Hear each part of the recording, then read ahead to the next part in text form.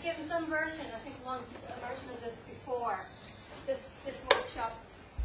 The reason I actually like doing this workshop is because I really do think metaphor is just incredibly important. And I'm not talking about metaphor in terms of, you pick the one out of the book that you think will sort of do the trick, and then you just sort of apply it and think you understand it a wee bit, and then you explain it to them logically and destroy the entire metaphor. Well, that's what I often do anyway. And then I've made a complete vortex of it. I had to go and say, oh, well, it was a wrong metaphor, and I'll pick another metaphor. Okay, and not understand it for that reason. I mean understanding how metaphor works. And since I really got my head around the way how RFT conceptualizes metaphor, I'm never back in that sort of grab the best metaphor situation. I see people do it all the time. I see my students do it, and this is a really good way of getting around that problem. So we're talking about understanding the processes of metaphors and harnessing those processes in a way that will allow you to create your own metaphors that do exactly what it says on the tin. You want metaphors to do what the metaphors are meant to do. One thing that always happens with me with clients as well is if you use too many metaphors, they just think you're a bit of an idiot and they don't listen to you. So I've noticed, the same as trainees, is that you have to choose your metaphors very, very carefully, and they have to hit fairly hard. And when they do, it's the sort of metaphors that you use all the time.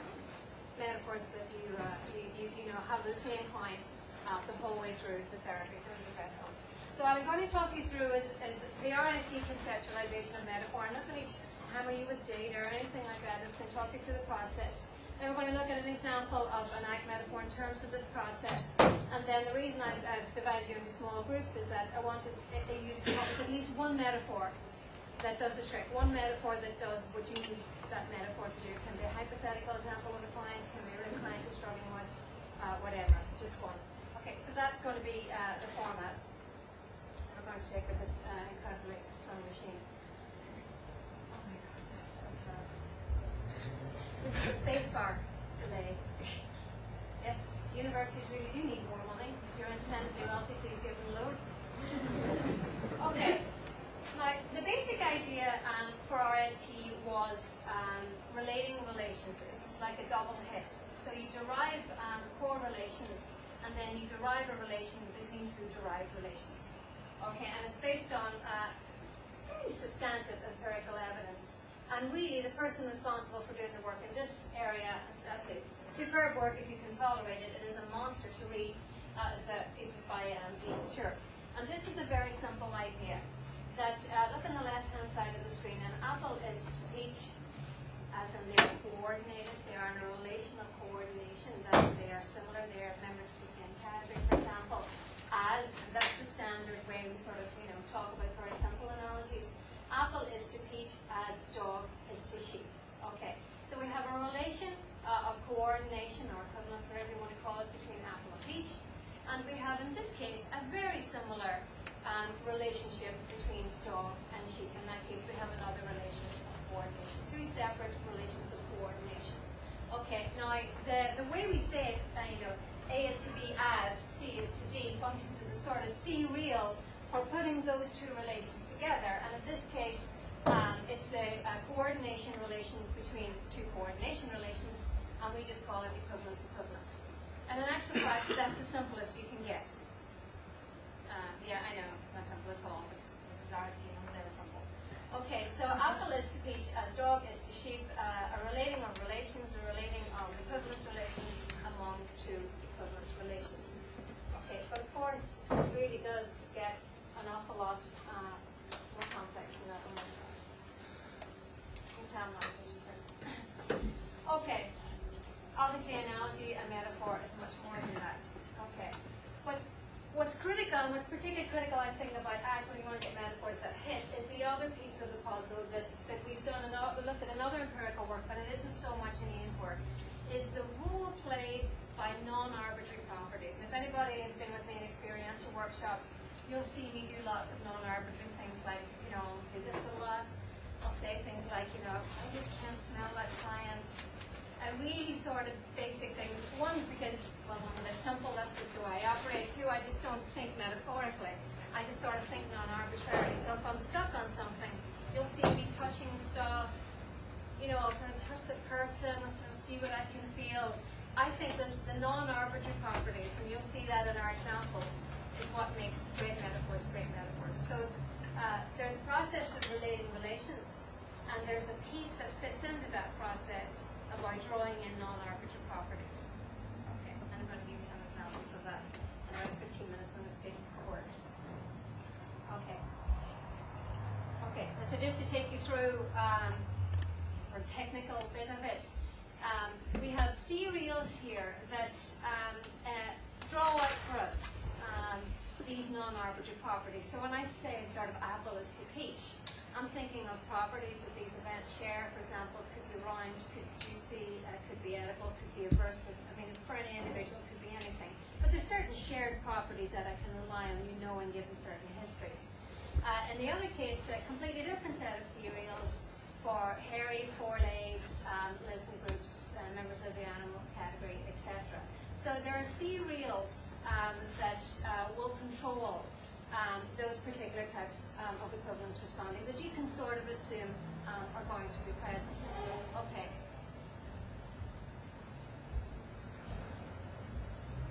Less assumptions, of course, and the metaphors are much more personalized. That's why, for example, you need to know your clients reasonably well before you start learning metaphors on them, because you have to be careful what you're assuming. So we're talking about deriving arbitrary relations, and we're talking about abstracting non-arbitrary properties within those sorts of networks. Now, Ian actually has some empirical evidence of this. He called it the sort of aha experience, because he just couldn't think of anything else to call it. But the aha thing, I mean, you sort of all know that. Even a simple metaphor has that. Complicated metaphors have that, but it's either there's multiple of them or it's deeper. That's usually where your relations are relations of coordination. It's very often governed by a sort of sense of sameness. Okay, you can have a really good metaphor, but it's not based on the relation of coordination, and it hits really well. And you're less likely, for example, to have that aha experience. So be careful that you don't think that you have to have that. It's just usually comes whenever there's coordination in there. Now, I'm going to give you a look at what happens when it all goes right. Okay. Now, this we think of these as two relational networks, and I'm sorry if your knowledge of RFT is not up to that. You've got some homework to do. On the left-hand side, we have one relational network in the green circle, and on the right-hand side, we have what we would call another relational network. Okay, now this is our standard struggling with anxiety, is like struggling with quicksand. Not in ways not unlike the one we looked at before. Okay, now on our network on the left, we have your actual struggle with anxiety, the type of things that clients will have. Now our relation here is one of causality, because struggling with anxiety will result in a panic attack. In this case, it's causality, and it's not a relation of coordination. Okay, you need to know that. So not all coordination, but partly coordination, in fact. Okay, so I have a causal relation, and those doing one thing will result in doing another. Now, of course, struggling with anxiety isn't a frame of coordination with actual struggling with anxiety. When they're thinking about the struggle, it brings to light the actual struggle because of those relations of coordination. And actually the same with panic attack is in a relation of coordination with an actual panic attack. Other than that, why would they be worried about it? Okay, so you get like multiple causal relations get generated by the single causal relation, because you then have a causal relation between the actual struggle and an actual panic attack. Does everyone understand that? Okay. So you can see how the network sort of builds out from one single relation, but in a reasonably controlled way. Now, on the other side of the network, you have very, very same sort of thing. In this case, the left side of the network and the right side of the network, the two networks are actually very, very similar. That would be a metaphor that would give rise to sort of a high experience, because the two networks are very much coordinated. The causal relation is the same. It's connected to other relations of coordination. Okay, so think about your metaphors. We think of the one on the left, depending on what we're coming at, struggling with anxiety is like actual struggle with quicksand. Okay, so we have our target network, that's the one they're struggling with, the difficult one, and we have our vehicle. That's the way we talk about it. Just to talk about our target, that's what we're going after. To change it or coordinate with it in some way, and our vehicle is the new network we're going to create to help us do that. A vehicle to help us move that network around in some way, either by transforming new functions in it, or possibly by changing some of the relations in it. So what we have to try and get is we have to try and get our our vehicle to match the target in the way that we want it to. So if you're going in there just blundering with the metaphor you pulled out of the advert, chances are it's not going to be right, because you don't know what the problem is. Okay. Now, not that this is the solution, but in my experience, doing that experience of training, this is a very good way of making you think about what I need to do in this metaphor. What's critical here, functionally, not topographically, of course. Now, and you can see some of the non-arbitrary properties we're going to be thinking about there are, for example, choking, your chest feeling tight, etc. Now, of course, it doesn't make any difference what you do unless you change their behavior in some substantive way. You don't need RFT for that. So what we need to do, as well as picking out the non-arbitrary properties, as well as checking out the relations, as well as looking at the relationship between the two networks, we need to make something happen from the vehicle and give it back to the target. There must be something in the vehicle that says, basically, well, what you've been doing wrong, blah, blah, blah, in the target. Because that's what it's all about. Without that, they're just going to go back to doing what they were always doing. It can be a lovely metaphor, it can be sort of interesting metaphor, but when they're back home and they're reading these cigarettes, you know what they're going to do. Okay, so you can clearly see already, it's not just like pulling a metaphor out of the book. The closer you get the fit, in terms of the things that I'm talking about, the more precise and the more clearly you identify these type of processes, the better will be your metaphor. Okay. And the more likely that the change will be lasting, of course, because there's no point in changing for a week and then going back to the same problem. Now, one thing I see all the time, and I see it as I do more consulting with people, you know, that I don't know much face-to-face, and I consult with more clients that I've never met. This is a constant problem. People say, and trainees do this as well, oh, I'd like a really good metaphor for this problem. You know, you've got bigger problems than your metaphors there, 9 times out of 10. The problem is you're desperate for a metaphor because you feel terribly stuck, and you think you don't know what you're doing. You feel like a really crap therapist and all that, blah, blah, blah. Okay, so you have to be careful about how you approach your need for metaphor. So what I try to get people to do is think of a metaphor of your situation, okay, as a way of sort of sucking you out of the problem and encouraging you to think in a metaphorical way, because without that, you've got no chance of creating a good metaphor. Okay, so you get into this sort of verbal loop, but out of a verbal trap. Okay, and if you can't really think of a metaphor of your own situation where you feel all the feelings, you're not really going to be very good with your clients. Okay, so you might need that as a first place to start. You might feel that you're in safe enough territory. I'm not really too sucked into this problem, etc. But you might. So it's very important sort of place to start with. Can anybody, for example, come up with a metaphor of when they were desperately looking for something for a client? Yeah. I thought that this is a joke at the University International that first is we have a local hero, and he has lost a $5 bill maybe, and so a friend comes in and he looks looking for it, and it's night, huh? And there are bridges in those Alps, okay, and he looks on the Great Bridge, the Grand Pont, and the friend comes and says, oh, what are you doing here? So I'm looking for my $5 bills, just with 5 friends, and I said, okay, then what? You lost it here? No, I lost it on the other bridge. Like, why are you looking here? Because the lights are so good here. Okay, another one. Somebody else come up with another metaphor. Or, you know, there's times when you just think, oh God, yeah, I really should have got a different job. Yeah, no, it's her. It's a willingness problem. It's definitely her fault. Yeah, she's definitely nowhere, etc. Come on, the way you get that sort of trapped thing. Which one of my therapists very often use something like, I'm just standing in a dark room and I'm desperately, I see a door in front of me and I've been for the last hour going, oh, get the door open! I just didn't realize there's like windows all around. There's windows everywhere and there's me like nearly pulling the doorknob off. I'm just so desperate to say, desperate to get a metaphor, because if I clinch that metaphor, this client will be better, I'll be an amazing therapist, etc. In actual fact, there's plenty of ways that you just have to stand back away from the door, stand in the middle of the room and say, which one of these windows is going to be better for me? There's not a clinician in here who hasn't had that desperation. Just frankly won't believe it, so you are. Okay, so you know, you might need need that, but it's very worth keeping in the room in case you get pulled metaphors out of a hat, like Trick's problem, because it's not like that. I'm doubting that word. I leave it in the key. Go twice on it. I just hit that button, didn't I? You didn't see me in that.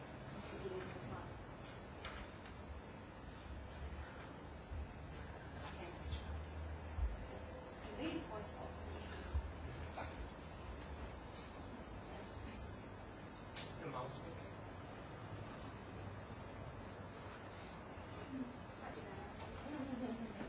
Okay, now I'm just gonna you've seen all that.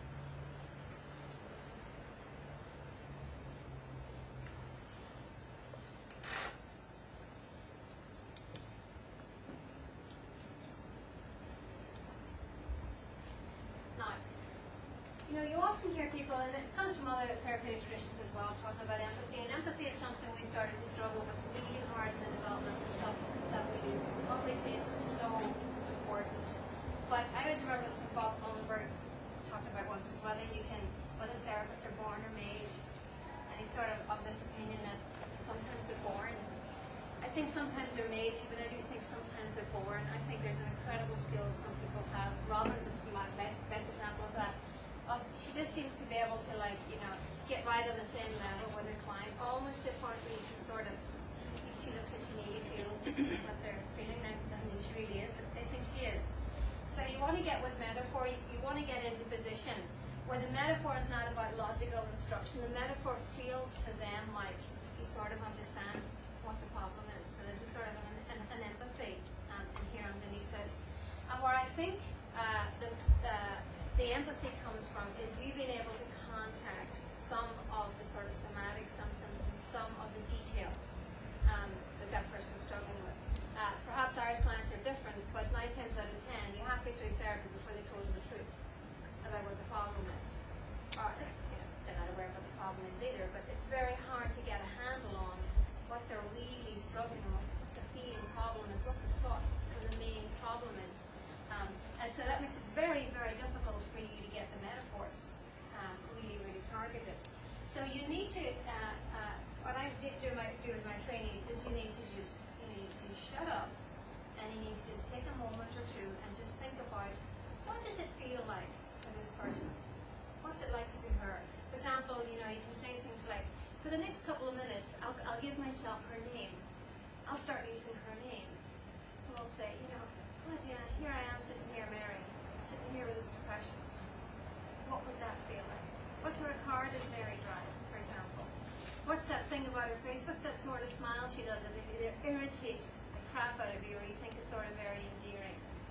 What did they do the moment you thought, well, I sort of really like this person. She's actually one of the really nice ones I think I could sort of get along with. Or she's one of those ones, I'll do good therapy with, but I don't like her. Do you know what I mean? Where you make contact with some feature, could just be one feature, but one feature of that human being. You don't have to like it, you just have to be familiar with it and be willing to have it.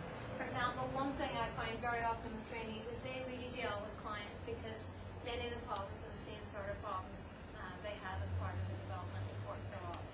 And they're very good then at tapping into what a client is feeling. They can get carried away with it, but they can see it.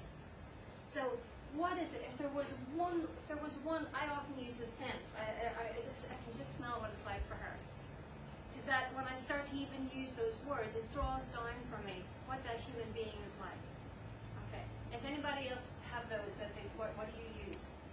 How do you know these people? Or is it, okay, now it's your time, okay, 15 minutes, we'll be out of here, then I think I'll have bus on for lunch. It's not that. ACT is not like that. What feature draws you to this person? What is it? What's your sense? Anybody have one? Just one client, just 1 second. What would it be? Your favorite client, your worst client? I'm not sure if I understand the question. Tell me a sense you would use, like, if you had to close your eyes and your client was in the room, what would come to your mind about it or him? What would be the first thing that would say, oh yeah, they're there? Fragile? Fragile. Okay.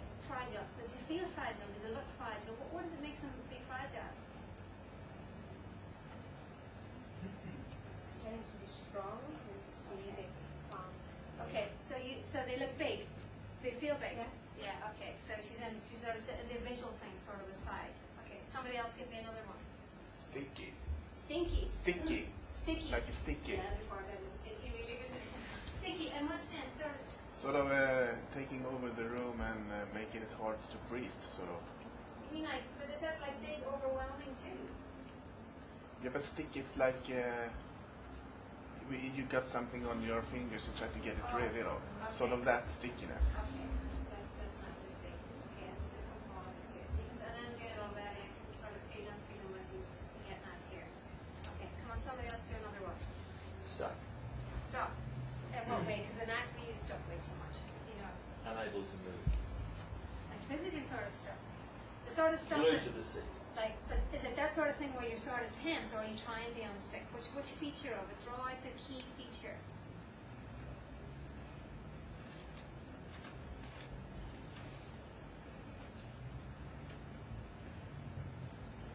Sense of stuck as a fly on a fly paper, struggling but unable to escape. So he's sort of struggling, not just motionless. Well, motionless, but trying. There's a trying there. Okay. So you see what you're doing here is you're taking this sort of pot of things that you might sense or feel, and it's light. You're just distilling up and up and up and up and up to the critical thing. Because they don't just come in and have this little problem and it doesn't connect to their other problems. Obviously, this is part of the way they operate. Okay. Now, if you do that sort of distillation process, you'll maybe make one or two errors where you're slightly at the wrong level, but you will reasonably quickly get to, I mean the problem, but get to what you're looking for in that context. And you don't need to do that very often to learn what this human being is about.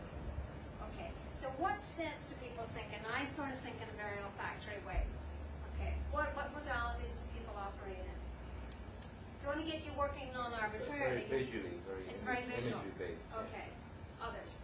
Is anybody very tactile? I don't mean touchy-feely because I'm actually not very touchy-feely at all. I just mean tactile. As in, I could appreciate where that person's coming from by sort of just, I can sort of feel where she's at here. In the therapeutic moment, it's both very visual and very somatic. Is that what you mean tactile-wise? Yeah, it can be. Or it could be like, for example, I often use this metaphor in workshops where I'll say, take a second and move over in your chair and make a little space. And anybody who said they're fortunate to be with me in a workshop knows this. Take a little space, and make room for whatever's in the room for the client. Now, when you're sitting with the client, then I'll nearly always have a space in the chair. And I'll just be holding on to the space thinking, what's coming in here at me? If I left the space for them, okay, I want to be open to what they're giving me. And when I'm sort of struggling, I'm trying to sort of make contact with this person, I will very often just rub that space in the chair. It just allows me to be thinking through what is coming down at me. And I'll always use that with my hand as well. What's coming down at me in the air? And I'm using this very flowery language, but I'm trying to build up a non-arbitrary picture. What's coming down at me? What am I making room for? Just in the second, right here. And yanking myself out of that sort of really verbal yak, I'm supposed to be a good therapist carrying on here. And just making contact between me and the chair allows me to be in a space where I'm much more open to what they give me. That's just the way I do it. That doesn't mean it's the right way to do it. But it very often allows me to hook into key non-arbitrary properties, which sort of deverbalizes me from whatever's going on for me at that second. And it very often creates an illusion as well, where I can set up that the metaphor's going to work. Because there's a certain understanding that I'm listening. That whatever you give me, I'm going to be okay with it. It's sort of implicit in the non-arbitrary properties. That's why I like the space one. Okay. Now people do it in more traditional ways, like they have sort of body gestures that look like you're more open, etc. But they just don't work for me. Creating a space in the chair works for me and works for clients implicitly that, okay, let me have it. Whatever it is right now, let me have it, which of course fosters more wellness and more openness. Can somebody think of another example of like a physical metaphor, something you could do that might sort of to hook you into non-arbitrary properties and create an illusion, if that's all it is, that you might be completely open to what they have to give you, to the things that they never want to say, because that's what they do. I'm not sure if it's something, but I use gestures. Okay. And I think maybe there could be something in the kind of gestures I make, in what I'm trying to convey to the patient, so what is from the patient comes to me. Yeah, exactly, because it's not about conveyance, it's about taking in. Now, it could be an Irish thing as well, but for example, we would rarely touch clients. We can do, but we rarely touch them because it just sends you off on a different tangent. It's not really about receptive, it's about you giving out something to them. That's not what this is about. It's about you taking something in. Okay, so like Robin, for example, does this. That means, come on, give me some more. I've tried that a couple times in Ireland, but because I'm Northern Irish, it sort of looks too aggressive. So I don't do that one anymore. It's sort of challenging you to sort of, it sounds aggressive, yeah? Take my glasses. Take your glasses off. That's a good one. That's a good one. Because very often clients will read that like, I'm really mental. Because he's really struggling with me here. He's really worried the glasses are off. Or sometimes you lean forward in the chair. Really, not to be really in their face, but to lean forward as a gesture that says, I'm listening. I'm feeling tense for you. This worries me. Something important is to be said here. You could probably do, I think early on when I didn't know about metaphors at all, I used to do very good therapy just by those sorts of motions. And there are many brilliant therapists and out-of-act therapists, and that's very often what they do. Other gestures that pull you out of your verbal game back into the world of feeling what people feel. That's why they have these thoughts, because they feel that. What is it you want to pick up on? Where can you catch it? The voice, Their sort of voice. high or low, whispering. But you don't have, you mean your voice? Yeah. Yeah. Yeah. You can create a sort of, like a soft voice, it's very safe. It's a very safe place. It has connotations as well of, it's going to be okay. I'm not going to be annoyed with you. I'm going to be pissed off. Other modalities you can use come up. You must do them. You probably do them implicitly. You just don't know what you're doing. You're just creating a place for those non-arbitrary features. Sure. That's what you mean. Whatever. If it's stuck for a minute, get out of the chair. Sometimes you ask how to get out of the chair. To move around, or to physically put something on to the stone. Okay, maybe you could do that. Yeah, you might lose a moment a wee bit if you did that. It's possible, but yeah, come on, others. Once we do, yeah, Slowing things down and just watching your face. their face. Yeah, I do things like if I'm really having to push them, if somebody's really sticky on me, that you sort of lean forward, or you very often I'll go, and I'll lean back, and I'll just take one of those sort of deep breaths. And it very often conveys to them either I'm really thinking of something important that I'm just about to say to you, or I'm sitting back here waiting for you to say something important. So I'm giving you plenty of space. It's like the opposite of being for function, it's the same thing. I'm giving you plenty of space to give me whatever it is. Okay, another one.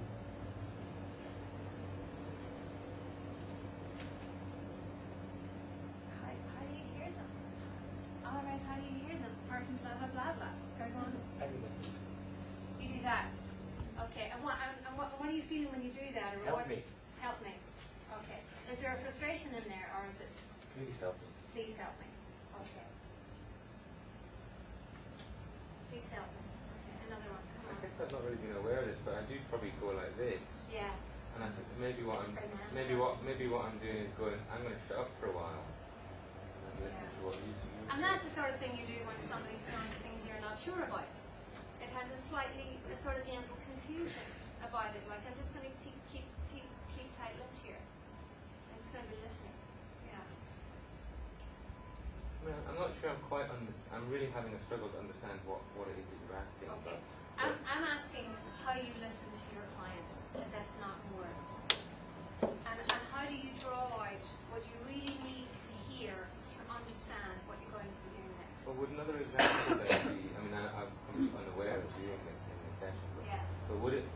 would be like if I roll my sleeves up, that I'm kind of going, right, I'm ready to do this work. Yeah, you could do. Yeah, you could. Yeah.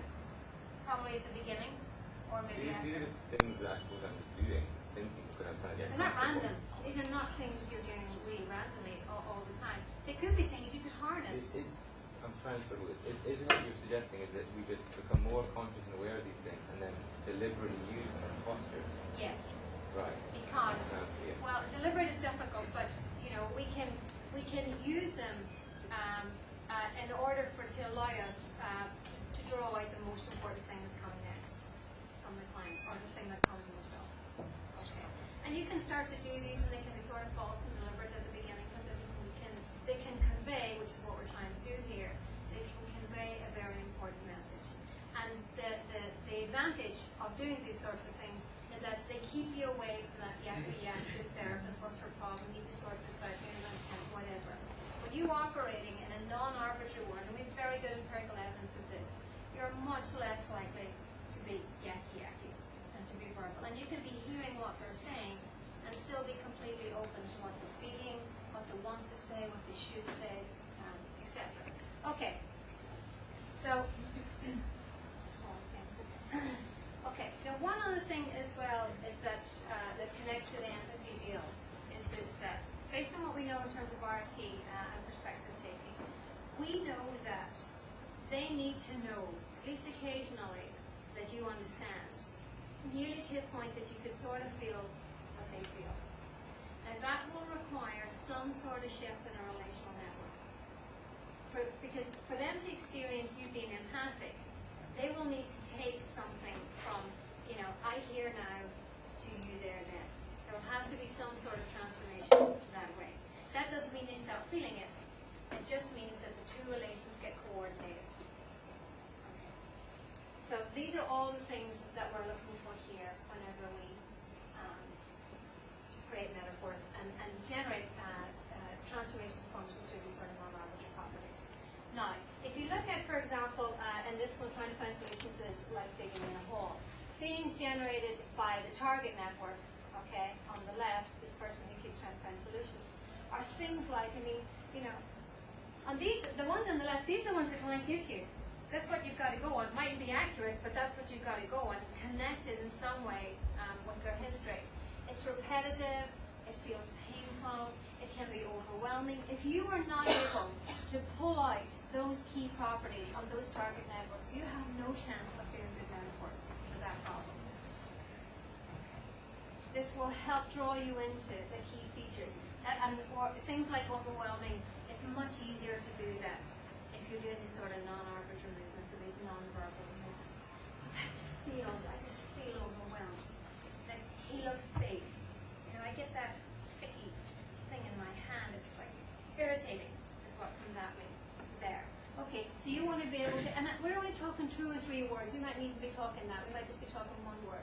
And the sort of feelings that you want to get that are being generated here in the vehicle are things like getting deeper, dark, helpless. They sort of match a bit, but not really. You can see how there can be relatively little overlap in terms of those key features. And where the overlap is reasonably little, all the best non-arbitrary movements in the world aren't going to do it for you. So you've got to be able to hook into the existing network. That's a problem. Okay? Think about what's happening there. You need to then be able to distill out the most important features, like what does she feel? How does this connect to what she thinks about herself? And say, well, it's that helplessness really. It's that she feels like she's undersized and her problems are oversized. Just take those two. You want to then create a metaphor, a new network, okay, that gives her some sort of shift in perspective about that by harnessing those features. Okay, that's what you're doing in metaphor. Now, this person says you're probably doing very good metaphor implicitly, but you could be doing them a whole lot better if you could just harness these things and be precise and focused in any instance about what their problem actually is, what they're saying their problem is, and what's coming at you in the room. And you can do all that, and you can still be very consistent and completely RFT consistent. nothing in RFT that struggles to explain that. Okay. So, has everyone got me so far? Because it's going to make a little bit a bit difficult if you haven't. Has everyone got it? You know, you could distill it down to, ACT is just about all movement, every other therapy is like that. That's not quite right. Okay, come on. Can I ask a question about Yeah. what's the vehicle and what's the target? The target is what the problem is, the vehicle is how you're going to change it.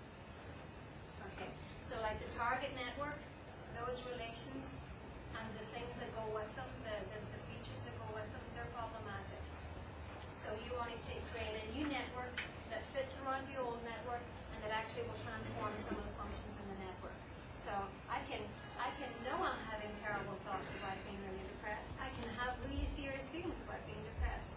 But I know that's just like, getting caught in a rain shower. Functions get transformed from it through the network. Has everyone got it? Anybody got questions? Two networks overlapping as closely as possible, and the overlap in these non-arbitrary properties. Okay, and they're the things that will help you generate the metaphor, strangely enough. Because metaphors are about non-arbitrary properties. About how you move around your environment. How your client moves. Yeah. Why can't you use arbitrary properties? Because, you're connecting to an arbitrary history that by definition is completely arbitrary and anything can happen. So when you put up a C-reel for certain types of relations, it can draw in a gazillion relations over which you have absolutely no control, given their history. I mean, in a sense, you're selling that you understand, but unless you've ever been really depressed, of course you don't understand. There's no point pretending you do, unless you've had a trauma history, and a trauma history that happens to be quite like this one, maybe you don't understand at all. So what the non-arbitrary properties do is it controls what gets derived, and it narrows it down to one or two critical elements. The elements are always there in therapy, you just can't see them very often. It's like, you get really familiar with clients after a while, that's what you've learned about them. You don't need to know their whole details. Very often you don't know much of their detail, but you know what it is about this human being. There's always a risk with arbitrary as well, is that it can lead you into your own verbal game about, I really don't want to be here today, or I really want to do good therapy today, or whatever that is. When you're operating in an arbitrary world, you're susceptible to that, because the derivations will always be completely arbitrary. This is much safer. That's why therapists have been doing it for years and years and very effectively. Other questions? So we have a perfect combination between ACT and RFT, and not even just ACT therapy, human contact. We can cover metaphor, we can cover how to understand the metaphor, we can cover how to construct the metaphor, we can contemplate, process the kind of empathy, etc. So we're keeping consistent with the two. We're not completely out of the realm of what other good therapists have been doing. Yeah. And we're trying to move forward with people in their lives. Okay. So networks, specific relations, non-arbitrary properties, and behavior change. Now I have distilled it down to that because then you write notes, people thinking what you're talking about. Okay, now what we want to do is we want to get you into small groups whereby you sort of start to bash out what I've been talking about and come up with a metaphor. Come up with a target network and then come up with a vehicle that fits it. It looks easy when you're sitting here, but I think you were in a workshop with me previously. It's really hard to do. You get the process, doesn't mean you know how to do it. So there's a bit of exemplar training going on where you make experiential contact, thinking through the networks. When you go home, you're thinking, it sounds really easy, but what was she talking about, networks, etc. So let's do that now. Groups, it's larger than I sort of contemplated, 4 or 5 people in one group. Okay, come up with a vehicle, come up with a target. Let's go. And I'll walk around and help you. And I'm going to put these back. Tell us your basic target and give us your vehicle. Well, the target is being depressed, feels like an endless tunnel, you can't get out. So depressed and then like an endless tunnel, right? Okay. And your solution is? And the non-arbitrary aspects were dark and alone. Okay. Maybe you're on the South Pole, you don't know it. You're driving, you don't know where you are. You drive and drive. You think if it's only got lights, then I would know where I am. But it's never can to get light and drive and drive. Okay, so what she's doing there is she's just creating some diffusion with that metaphor that says, yeah, geez, I get what you're at. I get that. She's not transforming anything more than her understanding. What's new is somebody understands what you feel. That's what got transformed there. Nothing more. Very, very, very soft, very focused, very simple metaphor. The only thing changed was somebody shared that sense of going nowhere, a constancy. Okay, yeah, that's lovely. Okay, somebody else in the other groups? We have the problem of being in this workshop and feeling like I don't get it. Okay, And I'm commenting on the that's fact- obviously silly. Maybe a real problem. I will thank your mind for that. And first we got stuck with the melting idea of work. Yeah. So we ended up with a snowman in the desert. Sorry, just to back up, it's like a client who sort of felt like, his life was just melting away from him. I don't do something in life, I just drift away. So the snowman is running to escape from the sun. Okay. Well, and you better just find a spot in the shadow so let's get out of it as much as you can. Okay. And then you get to smell graceful. Yeah, because he's melting anyway. He's melting anyway. Okay. And then a new metaphor after that could be, that's not who you were anyway. You see how we could spin that one? The first thing that you're adding in is acceptance. Yep. Maybe you just need to stop running and lie down and be melted on. Yeah. Maybe you just need to be a melted person. How would it feel to be a melted person? Okay, so the snowman is nice for that because meltdown was really sort of critical. Okay, it has that helpless quality. It has an inevitability to it as well because they'll always melt. It'll always come somewhere, especially in Ireland. It'll always come. It'll always melt. So you could see how you could use that in subsequent metaphors. Okay, there's lots of acceptance in the idea of the snowman melting. Okay, next on. Somebody else? Yeah? We have a chap whose world is very small. He says, I don't have a life. He's trapped in his own mind and trapped in his house. He has a sense of being a failure. And the vehicle metaphor, the rest for me to make up as we go. But there was a lot of ideas, nothing inclusive. Come up with the notion in my mind of a bird in a cage who's no longer flying, it's become black and white, his muscles have atrophied through lack of use. And coming from Western Australia, I was thinking about colourful parrots who flit from tree to tree. He's not that sort of bird yet, but that's the sort of bird that he would like to be, I think. So it's a work in progress. Okay, so what delivers there, the first place you go to there is I see what you're like and it's okay. And the next place is missed opportunities. Because you don't lecture him about missed opportunities. He's not an idiot. He knows all that. If he didn't know, if that wasn't the problem, he'd be out there flying around. Okay, so it's again another example of you sort of come up with a core metaphor and then you start to lay different pieces in through the same metaphor. And the first place is always, I get you're like one of those trapped birds. Yeah, what's it like to be in that cage? Maybe it's okay in there for a while. Why don't we go in there together? And then the thing comes in after that is about the missed opportunity piece. Okay. Now a group that's struggling, tell us and somebody from the not so struggling group is going to answer this for you. Somebody give us a scenario that you're struggling with. Any one of these groups that we haven't talked about in detail. Somebody tell us, or have you all just produced great metaphors? Use the right hand. Produced great metaphors. That didn't work. For somebody you never met. We have one. Okay, go ahead.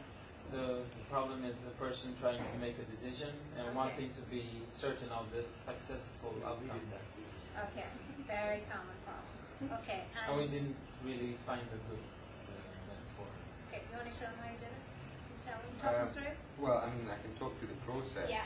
but I think our metaphor we came up with actually a bit wordier in the end. But for us, it was a chronic pain patient, and a lot of the chronic pain patients that I see need to be actually certain about what the diagnosis, what's wrong with them before they'll move on or plan or take a decision about things. So what we did, we went through what are the real core features of this state of mind that the person's in, and it's a sense that nothing will be enough, that there'll always be a sense of doubt, that there'll be disbelief, and that they're trying to judge and evaluate, but there's ambiguity about the judging criteria, that they have a lot of fear and a lot of what ifs, and need to be safe and careful and so on. And don't do anything new, don't try anything, wait to be told what to do. And very much struggling with this on their own. I'm alone, no one's helping, someone else knows something that I don't. And then from that we try to kind of make a story that tries to incorporate these elements in the story. So I can share that. Did you come up with one? Yeah, give us a story. So this state of affairs is a little bit like a person's walking on a path. They go to a 3-fork road and they don't know which way to go. The road all has the three paths all have the same sign, but they don't know which to take to their direction. So the person waits, and in time someone comes along, and they ask them which way I should go, and he rushes past too quickly to be able to really speak, but he goes down the left-hand path, and the guy's getting a little frustrated, wishing that he could act. And someone else comes by and he speaks to them, and they say, well, I'm an expert on paths, and I'm going to go down the right-hand path. And so they go down the right-hand path, and he's still feeling frustrated. He doesn't really know which one to take. He's still waiting and uncertain. After a while, another person comes by, and so the guy asks him, which path should I choose? And he says, well, I don't know. I've never been along here either, but I'm taking the middle path. And our guy's still frustrated, doesn't know which way to go.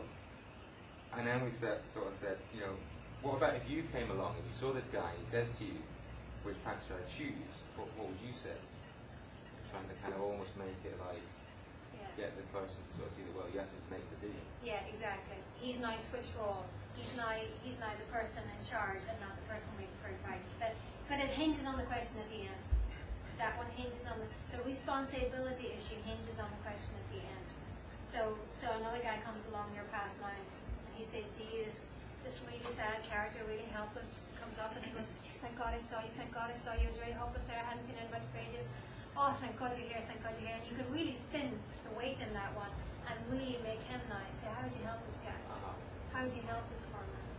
Okay, so you can do story instead of a metaphor. And if you do a good story, it'll really spin the whole way out. I think they probably need a story, and very often a metaphor becomes a story with things like chronic pain. I think it's a slightly different thing. And you can see, when he was giving you the list of things he was going to target, I was thinking he's going to target all those in a metaphor.